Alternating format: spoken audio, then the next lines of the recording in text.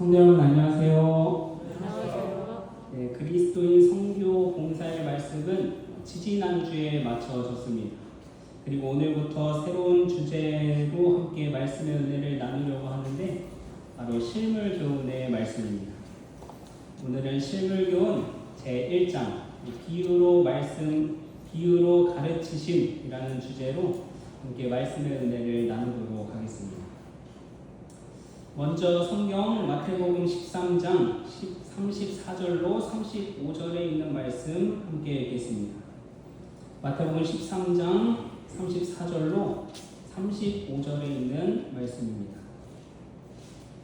한 목소리로 읽도록 하겠습니다. 시작.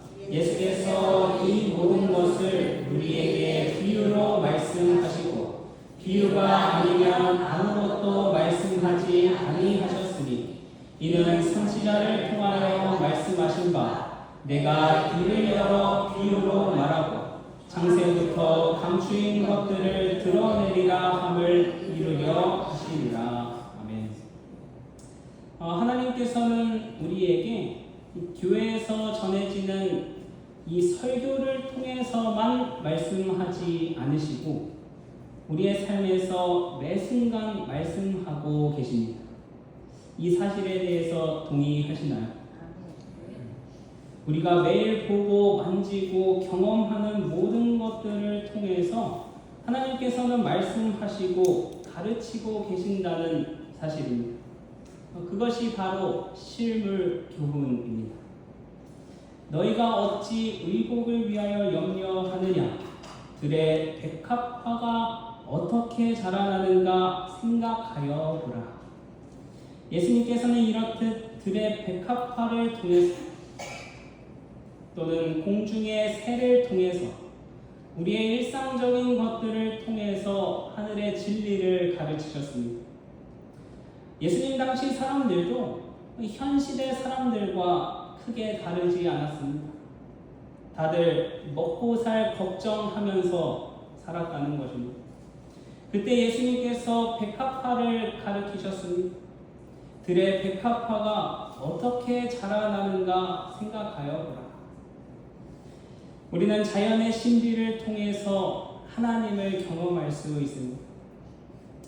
지금은 다 잘려서 없지만 이 교회 앞에 옥수수 밭을 보고 있으면 참 놀라웠습니다. 그냥 심고 냅두는데 아주 쭉쭉 자라납니다. 하나님께서 키우신다는 증거가 되겠죠. 예수님은 이러한 실물 교훈을 가지고 사람들에게 말씀하셨습니다. 그분께서는 사람들의 걱정을 무시하지 않으시고 오히려 걱정하고 있는 사람들에게 먹이시고 입히시는 하나님을 이 천연계를 통해서 보여주셨습니다. 오늘 있다가 내일 아궁이에 던져지는 들풀도 하나님이 이렇게 입히시거든 하물며 너희일까 보냐. 이렇다 하나님께서는 이 천연계를 통해서 나타내시고자 하신 뜻이 있으셨다는 사실입니다. 만물이 본래의 완전한 상태로 있을 때에는 오직 하나님의 사상만을 나타내고 있었다. 아담과 하와가 에덴 본향에 살던 당시에는 천연계는 모두 하나님께 대한 지식과 신령한 교훈들로 충만해 있었다. 그들은 눈으로 보고 지혜를 얻게 되었으며 하나님이 지으신 만물을 통하여 그분과 교제하게 되었다. 이 만물이 본래 완전한 상태로 있을 때에는 오직 하나님의 사상만을 나타내었다고 설명합니다. 그래서 에덴에서는 천연계를 통해 하나님에 대한 지식과 교훈들로 충만했고 만물을 통해 하나님과 교제하는 일들이 있었다는 사실입니다. 그렇다면 이 현 시대에서의 천연계는 어떨까요? 과연 만물이 완전한 상태로 있을까요? 안타깝게도 죄로 인해 만물은 손상되었습니다. 그리고 조물주를 경배해야 함에도 조물주 대신 피조물을 더 경배하고 섬기는 일들이 일어나게 되었습니다. 그럼에도 여전히 하나님께서는 이 천연계를 통해 창조주 그분에 대해 이야기하고 계신다는 사실은 변함이 없다는 것입니다. 그 사실을 실물교훈에서는 이렇게 설명합니다. 그러나 만물이 비록 퇴폐한 상태가 되기는 하였지만 아직도 그 가운데 아름다운 면이 많이 남아있고 하나님이 주고자 하시는 실물교훈이 말살되지는 않았다. 천연계를 올바로 이해하게 되면 그것들이 그들의 창조주에 대하여 말하고 있음을 알게 될 것이다. 여전히 만물의 아름다움이 남아있고 그 안에 하나님께서 주시고자 하시는 교훈들이 남아있다는 것입니다. 시편에서도 그 사실을 이렇게 설명합니다. 하늘이 하나님의 영광을 선포하고 궁창이 그의 손으로 하신 일을 나타내는도다. 또한 만물에나 하나님의 능력과 품성이 나타나 있음을 로마서 1장 20절에서 말씀합니다. 창세로부터 그의 보이지 아니하는 것들 곧 그의 영원하신 능력과 신성이 그가 만드신 만물에 분명히 보여 알려졌나니 그러므로 그들이 핑계하지 못할지니라. 이렇게 만물을 통해 우리에게 나타내고자 하신 뜻을 밝히기 위해서 예수께서 이 땅에 오셨음을 또 실물교훈의 말씀에서는 설명하고 있습니다. 그분은 죄가 천연계의 표면에 들이운 검은 천을 거두고 창조 당시에 그것들이 반사하던 신령한 영광을 드러내게 하시기 위하여 이 땅에 오셨다. 그의 말씀은 성경의 가르침과 천연계의 교훈들을 새로운 관점에서 보게 했고 그 교훈들이 새로운 계시가 되게 하였다. 그래서 예수께서는 이 땅에 오셔서 이 천연계의 기별을 사람들에게 해석해 주시고 비유를 통하여 가르쳐 주셨습니다. 그렇다면 이렇게 비유를 통해서 많은 교훈들을 가르쳐 주신 이유가 무엇일까요? 그 이유를 저희가 잘 파악하게 된다면 앞으로 이어지는 이 실물 교훈의 말씀들이 우리 마음 깊숙이 더 와닿게 될 것입니다. 예수님께서 비유를 통해 가르치신 이유는 다음과 같습니다. 첫째, 주의성 없는 자들을 각성시키기 위해서, 즉 이 하늘의 진리에 관심 없는 자들을 각성시키기 위함이었다는 사실입니다. 마태복음 13장 10절로 13절에서 그 사실을 설명하고 있습니다. 제자들이 예수께 나와 가로되 어찌하여 그들에게 비유로 말씀하시나이까? 대답하여 이르시되 천국의 비밀을 아는 것이 너희에게는 허락되었으나 그들에게는 아니 되었나니 무릇 있는 자는 받아 넉넉하게 되되 없는 자는 그 있는 것도 빼앗기리라. 그러므로 내가 그들에게 비유로 말하는 것은 그들이 보아도 보지 못하며 들어도 듣지 못하며 깨닫지 못함이니라. 예수님께서 이 비유로 말씀하신 이유는 사람들의 이 마음 상태를 드러내시기 위함이었습니다. 제자들은 예수님으로부터 배우고자 하는 열망이 있었기 때문에 비유의 의미를 깨달을 수 있었는데 어떤 사람들은 말씀을 듣고도 이 자신의 생각과 편견 때문에 깨달을 수가 없었습니다. 그 중에 한 무리가 바로 바리새인들입니다. 바리새인들은 예수님의 비유의 의미를 감지하기는 했지만 깨닫지 못한 것처럼 가장하였습니다. 의도적으로 이 깨닫기를 거부했다는 것입니다. 한 예로 우리가 학창 시절에 이 학교에서 선생님의 수업을 들을 때 이 수업 내용을 100% 흡수할 때가 언제일까 생각해 보면 내가 평소에 존경하는 선생님의 수업을 들을 때는 100% 흡수가 됩니다. 이 수업을 듣는 태도부터 달라지는 것입니다. 결국 중요한 것은 이 말씀을 어떠한 마음으로 받아들이느냐는 것입니다. 말씀을 받아들이고 순종하고자 하는 사람에게는 더 많은 깨달음을 하나님께서 주시고, 받은 빛을 계속 거부하면 영적인 분별력마저 잃게 된다는 것입니다. 따라서 전하는 자가 어떤 사람인지도 매우 중요하지만 내가 어떠한 마음을 가지고 듣는지는 더 중요한 것입니다. 지상 최고의 교사이셨던 예수께서 가르쳐 주심에 받아들이지 못한 이 바리새인들이 있었던 것처럼 말이요, 예수님의 말씀을 귀하게 여기고 그 가르침을 알기 원하는 사람은 쉽게 이해해, 그렇지 않은 자들에게는 이 놀라운 진리가 가려지게 된 것입니다. 내가 만약 하나님을 진정 사랑하고 그분으로부터 배우고자 한다면 나에게 주어지는 말씀을 분명 밝히 깨닫게 될 것입니다. 예수께서는 질문을 이끌어내고자 하셨으며 주의성 없는 자들을 각성시켜서 그들의 마음에 진리를 새겨주고자 하셨다. 그리스도께서는 이보다 더 효과적인 교수 방법을 사용하실 수는 없으셨다.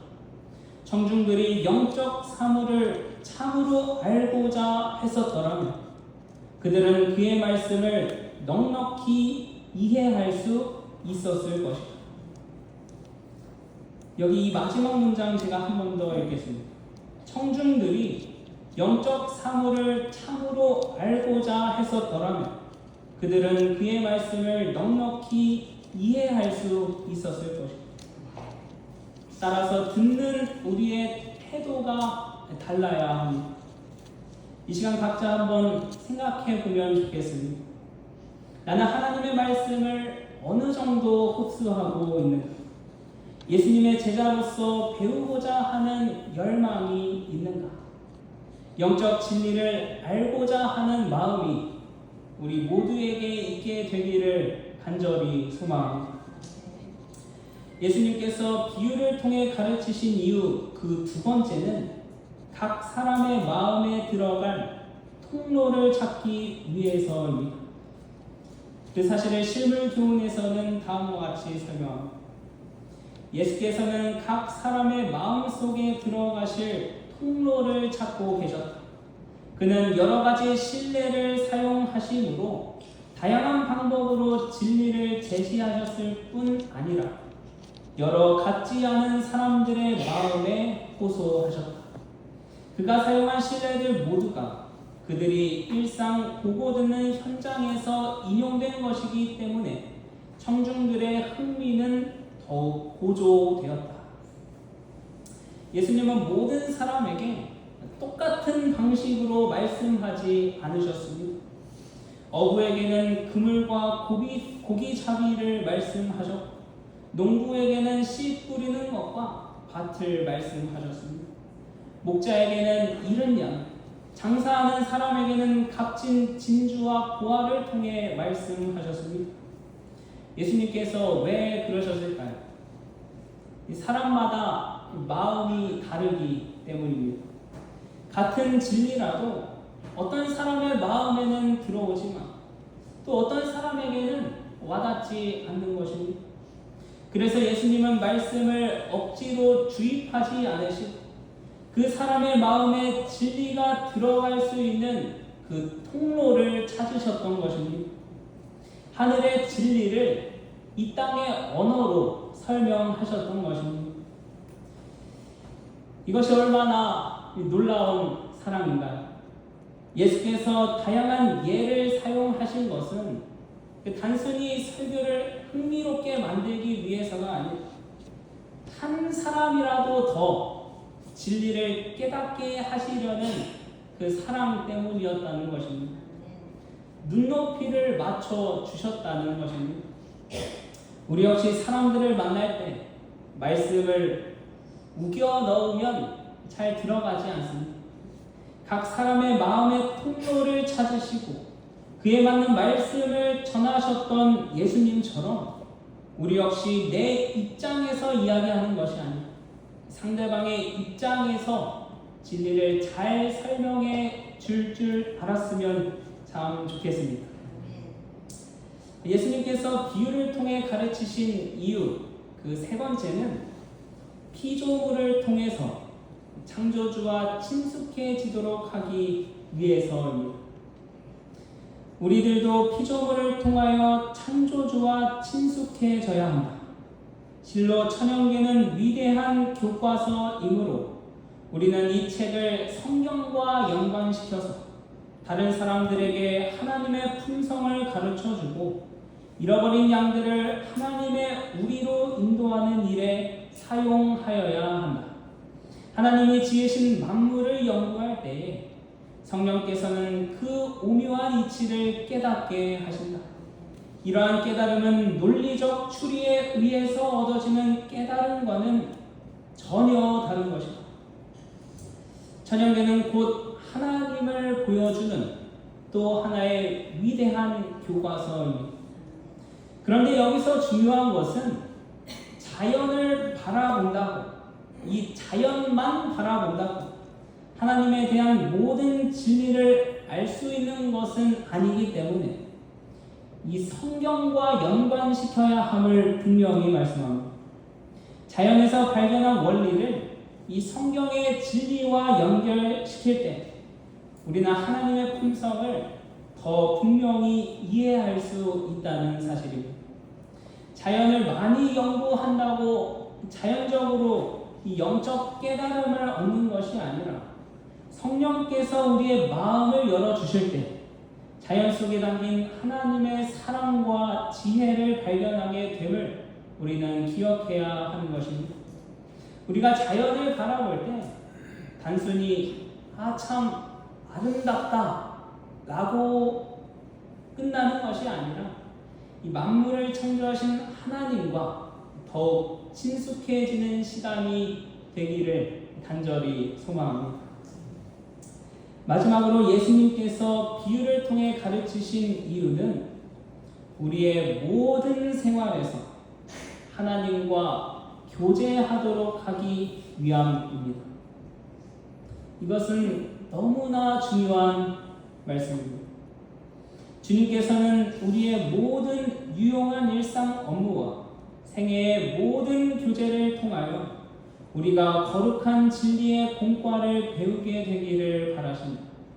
그렇게 할 것 같으면 매일의 수고에 우리의 정신이 빼앗겨 그것들이 우리로 하여금 하나님을 잊어버리게 하지 않을 것이다.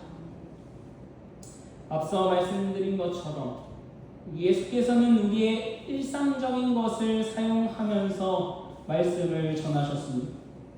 그 이유가 바로 우리의 모든 생활에서 하나님과 교제하도록 하기 위함이었다는 사실입니다.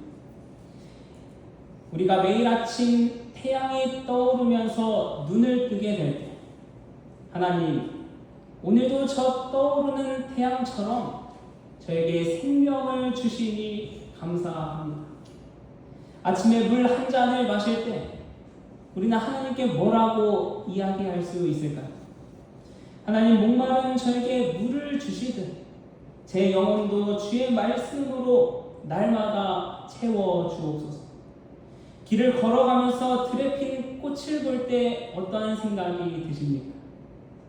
저 아름다운 꽃을 보니 하나님께서 만드신 세상이 얼마나 아름다운지 깨닫게 됩니다. 저도 저 꽃처럼 하나님께서 주신 자리에서 아름답게 살아가게 해 주옵소서. 비가 내리는 것을 볼 때 우리는 찬미의 가사를 통해 고백할 수 있을 것입니다. 가물어 메마른 땅에 단비를 내리시듯 성령의 단비를 부어 새 생명 주옵소서. 이렇게 하나님께서는 우리의 모든 생활 속에서 그분과 교제할 수 있도록 하셨습니다. 그러면 질문 하나 해보겠습니다.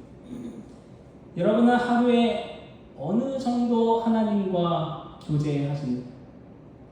우리의 모든 생활 속에서 그분과 교제하고 계십니까? 저희는 참 분주하게 살아가죠. 하루 종일 참 분주하게 살았는데 그 분주함 속에서 정작 하나님께서 오늘 나에게 무엇을 말씀하셨는지는 생각하지 못할 때가 참 많습니다. 오늘 하루 하나님과 동행하며 살았는지 생각해 보면 그러지 못할 때도 참 많았던 것입니다. 그래서 오늘 해질 때부터 시작된 이 안식일이 정말로 중요합니다. 분주함을 내려놓고 우리 창조주 하나님을 다시 기억하는 것입니다. 그리스도께서 비유로 가르치신 목적은 안식일 제정의 목적과 동일한 것입니다. 하나님께서는 안식일을 그의 창조력의 기념으로서 사람에게 주셨는데 이는 그것을 통하여 그들이 그의 손으로 만드신 만물 속에서 하나님을 찾게 하기 위함이었다. 사실상 안식일은 우리에게 만물 가운데서 창조주의 영광을 발견하라고 명한다. 그리고 예수께서 우리가 그렇게 하기를 원하셨기 때문에 그의 귀중한 교훈을 천연계의 아름다움과 결합시키셨던 것이다. 하나님께서 안식일을 주신 이유 가운데 하나는 창조주를 기억하게 하시기 위함입니다. 창조주를 잊게 했던 분주함을 내려놓고 하늘을 바라보고 세상 만물을 바라보며 나를 위해 지으신 이 만물을 통해 하나님의 사랑을 다시 경험하는 일이 오늘 일어나야 하는 것입니다. 그리고 그리스도께서는 당신의 교훈을 안식일에 국한하지 않으시고 일하는 평일과도 연결시키셨다. 우리가 안식일에 교회에 왔다 나가면서 하나님 안녕히 계세요 하고 돌아가는 것이 아니라 우리 하나님을 모시고 일상생활로 함께 돌아가야 하는 것입니다. 사랑하는 성도 여러분, 오늘도 하나님의 창조 세계를 통해서 그분의 음성을 듣게 되시길 간절히 바랍니다. 매일 보고 듣고 만지는 모든 것을 통해서 주님을 발견하고 매일의 삶 속에서 주님과 함께 걸어가며 동행하는 저와 여러분이 되시길 간절히 바라면서 말씀을 마치겠습니다.